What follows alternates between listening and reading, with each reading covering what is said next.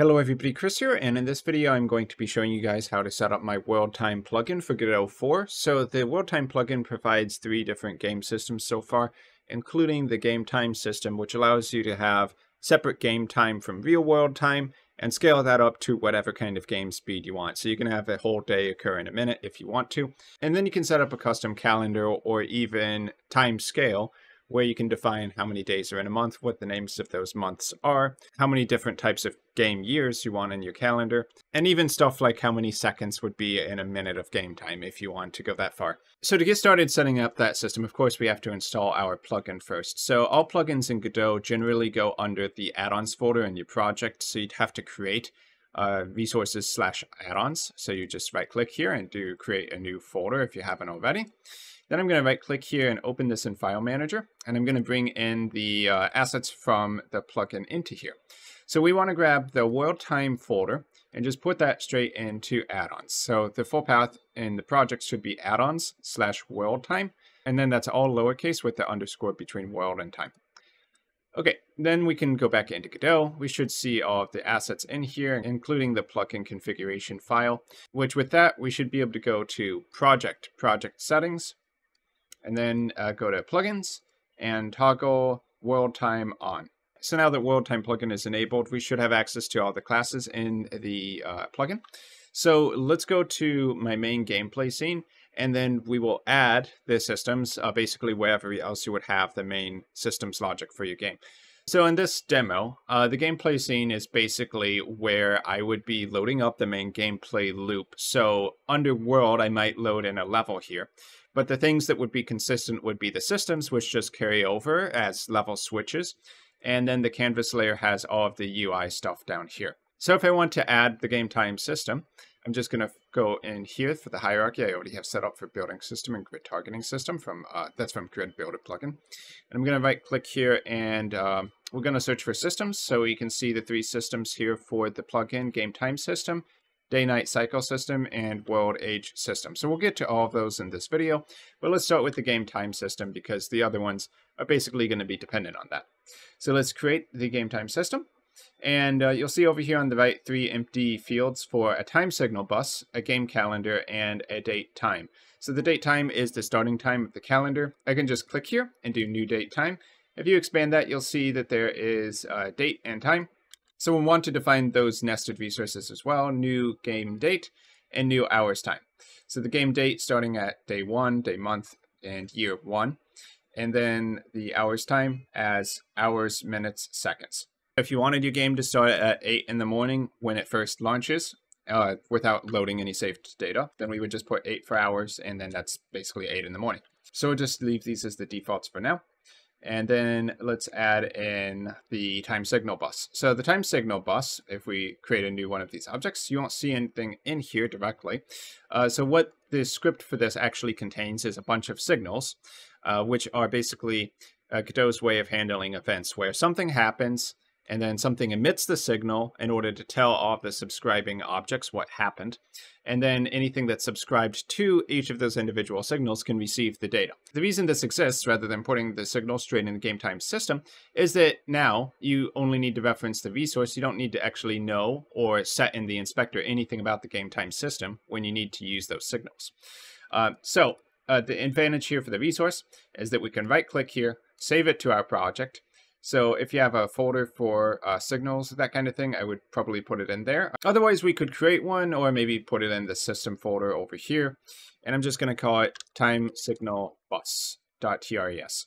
So the plan here is that I would only have one signal bus, but it's entirely possible that you could have multiple game time systems, each with their unique signal buses that other objects could subscribe to. So not everything needs to connect to the same signal bus necessarily. Okay, so now that that's there, any other scripts that need to know about the signals can just reference that and then access it in their script. And then lastly, the game calendar. We'll create a new resource for that. And you'll see that this takes an array of game years. So for the game years, you don't need to define every single year on a 2,000-year calendar. If you have multiple game years and it gets to the end of those game years, it'll just keep looping through the series of game years. So you only need to define unique game years in this array. And to make it simple for setup, we can just add one here and then do a quick load on this dropdown to use the default game years, which is just a reflection of the standard real-life calendar year. So if we expand that, then we can see, and here we have a bunch of months defined, like January, and we can see how many days there are in each of those. But that's the basic setup there. And then auto change day and auto increment time. So if you, and then leaving auto change day and auto increment time here is probably going to be what you want, where the GameTimeSystem manages its own time based on the game speed setting here. So it'll increase the time, update the date time, and then when it gets to the end of a day, it'll automatically increment to the next day. You can turn that off if you need to have a special requirement, like for instance, some event triggers for the day to actually change. Maybe like a character goes to bed like Stardew Valley, for instance. So you have the option of customizing that if you need to. Okay, and now we probably want to have some simple UI in order to actually see the GameTimeSystem running in game. So let's add in from the WorldTimeSystem, the UI folder. I have a few template UIs. They're pretty basic, but it is a good way to see what's going on in the system. So I'll take the date time display and let's put that under canvas layer. You could, of course, right-click and inherit from the scene if you want to customize everything without changing the originals. So let's bring this over to the center of the screen. So I'm going to do that by selecting Date Time Display, going to Layout, and then I'll do Custom Anchors Preset. And then let's set the anchors point to basically the center of the screen. So I'll just type in some values here, like 0.45 and then 0.02. And this is like a ratio of the total screen size, by the way. And let's see, 0.55 for the right-hand size. So that means we're going from 45% across the screen to 55% across the screen. And then 0.1 for the bottom. And that should be okay. I can always bring it up a little bit as well if I need to. And the only other thing we need here is to assign that signal bus. So for once again, we don't need to reference the GameTimeSystem directly. We can just click here, quick load the signal bus, and now we get access to the same signals. So that's helpful because you might be loading your systems and your game world and UI up from different scenes. And when you're setting things up in the inspector, you can reference other nodes directly. But when things are loading after the game starts, then it takes a little bit more effort to actually hook everything up. Hence why you can just assign a resource here and you have it taken care of. So let's go ahead and hit play and see the GameTimeSystem running. So up here at the top, we'll have our hours, minutes, seconds, and day, month, year, increasing slowly at real-time speed. So 1x is just going to be whatever change in real life time is going to be the game time. So we want to probably increase that dramatically because a whole day is a long time to play a game. And let's do that by adding in a slider where we can control the game speed. Alternatively, if you don't want a UI like that, you could just take this and set it to 1,000 and now it's 1,000 times as fast. But let's use the time speed slider here, or world speed slider, and I'll drag that into canvas layer. So we have this slider element. I'm going to actually position it at the bottom left-hand corner. So using anchors preset, bottom left, so now it's snapped to the bottom left-hand corner of the screen. And then we need to assign the external dependency. So this slider UI is actually referencing the GameTimeSystem directly, and that works okay too, as long as they're both in the same main scene where you can assign them in the inspector. At a later time, I may put a signal on the signal bus where controls like this can tell the building system through the same signal bus to update its speed. But for now, assign the GameTimeSystem. So that's basically all we need to do here. Let's go ahead and hit play. Okay, and now we have the time speed down here, so we can increment that. So I'm going to increase it to 10 or 100 times speed. You can see the time increasing much faster. And we can go to crazy amounts too. So 50,000 times, 100,000 times speed, and we can see the days incrementing quite fast. And I kept this out at 200,000, but there's no reason you couldn't go higher than that if you need to. So sooner or later, this should go to month 2, and so on. You'd have year 2, etc. And that's the time working for your game. So as time progresses in a day, you may want different times of days to trigger a different event. So there's a day-night cycle system we can add to our systems. So I'm going to right-click, Add Child Node, Day-Night Cycle System. So we assign the signal bus here, the time signal bus, to basically tie this in with the game system indirectly through the signals. And then we can assign a bunch of time of days. So time of days, we're just defining a point during the day where we're considered to be in a certain lighting scenario. So by assigning times of days, we're basically setting up a series of named markers for periods during the day. So that might mean dawn, daytime, dusk, nighttime, or you could add other stuff in like twilight or afternoon as well, whatever you want for your game. So I'm going to just do 4 here for starters, and we're going to create some new times of day. Just clicking and doing new times of day for each resource. So we'll do dawn, and we give it an hours entered time. So what time should dawn be? Let's say 6 a.m. And then transition duration. So this is how long you want the game to consider it to be from the start of entering the time to being fully transitioned in. So that might not be needed in your specific game cases, but it's something we could track for other stuff like having a lighting scenario where entering into that time of day lighting occurs over a period of time. So this transition duration is that period of time. It takes an hour to fully enter dawn if I put 1 for hours here. And we basically just repeat the steps for the other times a day. So next we might have daytime, and then we'll say that's 8 a.m. and also takes an hour to enter. Now, if you don't want to create separate resources for all of these transitions, maybe every time of day transition is just always 1 hour into your game, you could just save the resource to your project. So I'll just keep saving them under systems here, since that's kind of related. And then let's save here for file name, tod transition time.tres. Okay, so now if we expand that, you'll see the name of the file here. And then we can just assign that for the other resources. So we'll do a quick load on the same one, and we'll load that in here as well, and then down here as well.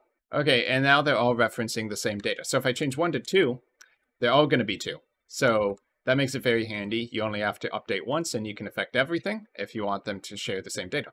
So the other times of day, let's say dusk, and let's put that at like 6 p.m. at night. I guess that would be good. So that would be 18 hours.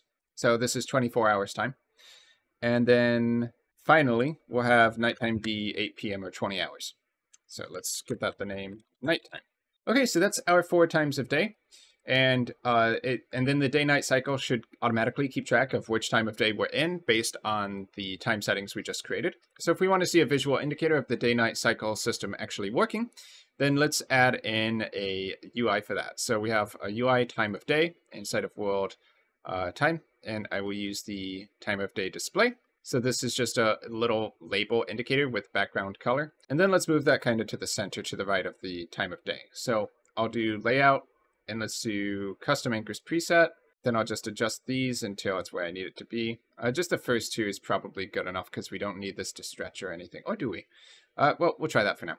And then this time of day display needs the signal bus. So I will quick load the time signal bus, and that's all we need to do. Okay, now you notice that there's a background color for these times of day that displays here. So in the day-night cycle system, I actually forgot to customize the colors. So these colors are basically a UI representation of the color for that time of day.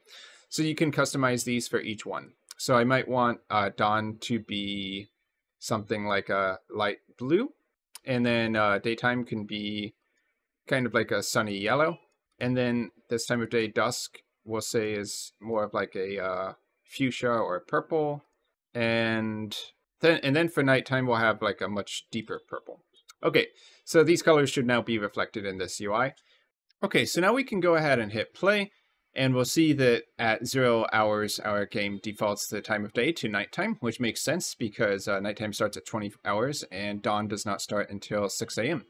So let's scale up the time speed so that we can go through the day much faster. And we'll see that when we hit 6 and then 8 a.m., we transition to dawn and then daytime.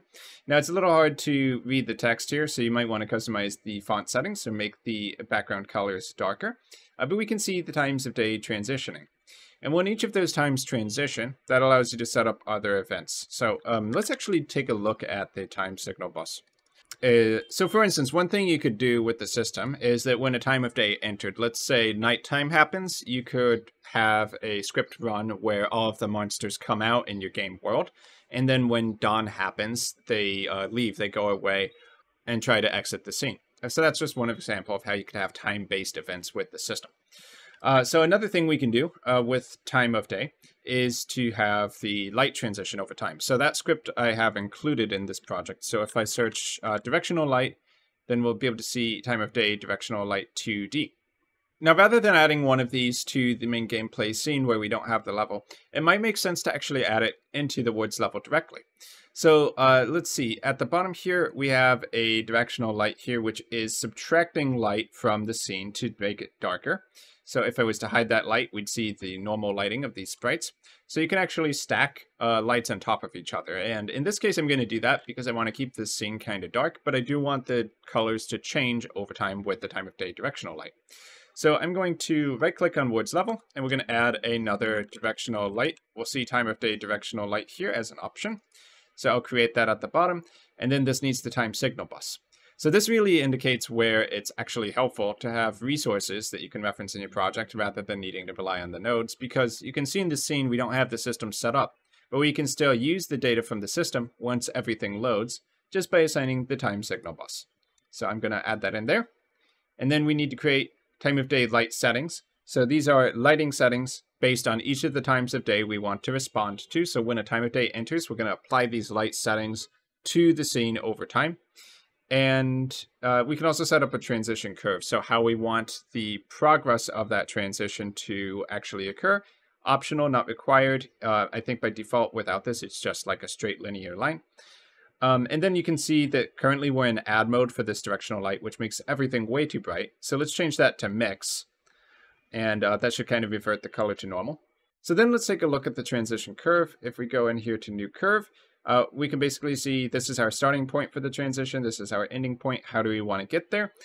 So we don't want it to be a flat line because that will mean no transition at all. You can just click on this presets and do smooth step. And that's going to mean a slow start, a fast middle, and a slow end. You can also use the other settings as well if you want. Linear would just mean same speed as we go over that 1 hour of transitioning in. But I think we'll do smooth step for right now. And obviously you can see you can add more points. I'm going to Control-Z and do that because I don't want to have weird lighting. We just want to have consistency. So next I'll create 4 of these light settings for the 4 times of day. So let's create each of these. And then inside of each of these, we want to assign a time of day. But we didn't actually save the time of day resources into our project, so we can't quick load them, which is probably what we want to do. So let's go to the gameplay scene, and I'll take these times of day, and let's save these to the project. So maybe in system, I'll just create a folder called time of day, and then we'll create the first one, dawn time of day.tres, and we'll save the other ones in the same way. So the next one was day underscore time of day, and then dusk time of day, and then lastly nighttime time of day. Okay, now that those are saved to the project, we jump back over to our woods level scene, and we have these time of day light settings, so we can quick load each of those times of day. So we're associating dawn with this one. So what lighting color, energy, and height do we want our time of day directional light to have at dawn? And to be clear, that's the fully transitioned color. When you first enter a time of day, it's going to be still using the colors from the previous times of day. So it takes a period of time in order to fully transition to the colors. Unless, of course, you set a transition time of serial, then that would be instant. So let's add in the other times of day here. So we had daytime, and then we had dusk, and then we had nighttime. So let's customize the colors a little bit. What do we want the dawn color to be? Maybe a soft blue, and then daytime we could have something very close to white or a little bit yellow. And a good idea would actually be to go grab like a time of day color palette from the internet for your final lighting for your game, but we can just use some random colors for testing. And then dusk will be kind of like a purplish, and then nighttime can be a darker purple. And then we're probably going to want to customize our energy levels as well. So let's see what a good default energy would be. Thinking something like 0.6 for the daytime. Makes sense. So let's use that as the baseline and go down from there. So dawn should be a little bit darker. Let's say 0.5. Dusk would say 0.4. And then nighttime can be 0.3. And we'll try with that. I'm not going to mess with the height settings for this scene. So if everything went well, we should be able to have these 2 lights mixed together to create our final lighting for the scene. Now, one last thing. if I toggle the time of day directional light on and off, you might notice that it's not actually affecting the background. So the background over here, I think I have at something like layer -100, or maybe it's on the parallax background. So layer -100. So if you have a scene set up where you have your basically your 2D scene layered on different layer values, then you're going to want to go to your time of day directional light, and you're going to want to change the range layer minimum in order to reach into the background. So I might want to change the layer min to -100 here. And I could do the same thing with the base directional light as well, -100. Okay, and then you can see the background actually got a lot darker there. So applying lighting to the background basically. So let's go ahead and hit play and test out the time of day directional light. So when we get into game, you can see we're already at nighttime, and the lighting color updates correspondingly. So we're using the nighttime color as the default lighting scheme. And as we get to hour 6, we should enter dawn, and I'll try to slow down here a little bit. So we enter dawn, and you can see the light colors changing over time to those dawn colors over that 1 hour time period. So whatever you set as the duration for entering is how long it takes to actually enter. And then we have entering daytime, so now we're in daytime colors. And this will keep progressing as time goes on until we get to dusk, and then finally nighttime again. So you can customize basically as many times of day as you want, as many time of day lighting settings. So there's one other system in the world time plugin, and that's the world age system, to allow you to track how old the world is and how old individual objects or items inside of your game are as well, based on the progression of age. So let's right click on systems and add a child node, and we'll have world age system here. So the world age system is going to increment the world age, as you can see here, based on the interval. So defaulting to 1 day, but we could change it to seconds and then 5 if we want. So 5 game seconds to increment the age 1.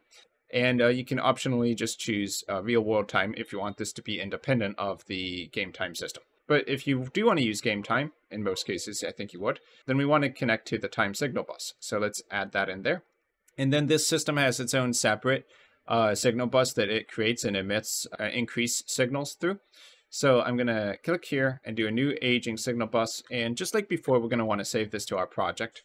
So I'm going to go to System, and then I'm going to add in aging signal bus.trs. That way we can use it in other stuff that needs world age, such as an aging component or aged scene replace.